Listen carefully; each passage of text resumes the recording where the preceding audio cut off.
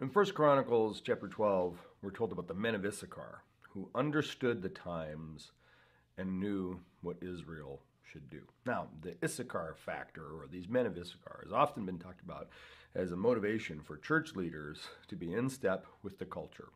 Different from the culture, distinct from the culture, but at least aware of the culture, conversant with the culture.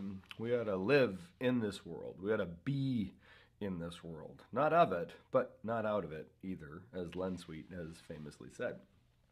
I don't think there's an area of the church more out of step with our culture than spiritual formation. And here's what I mean.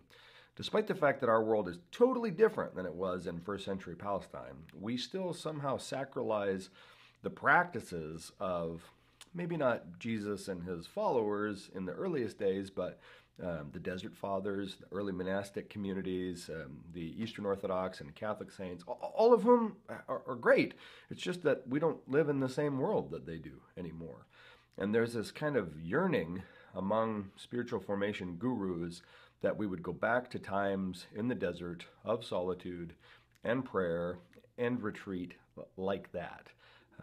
In many ways, I think they're right. We do need times of solitude and retreat and prayer. I just don't think it needs to always be like that. Jesus, for example, went out into the wilderness to pray for 40 days one time. The Desert Fathers moved into the wilderness forever and never came back.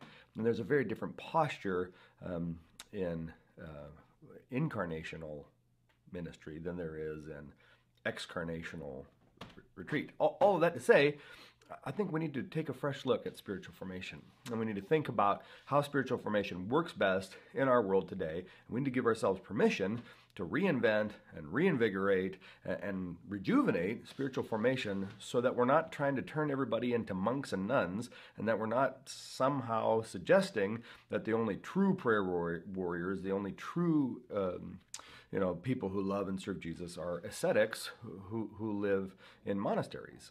There's got to be a way for ordinary, everyday people to faithfully follow Jesus and grow and practice disciplines without, again, turning into a hermit.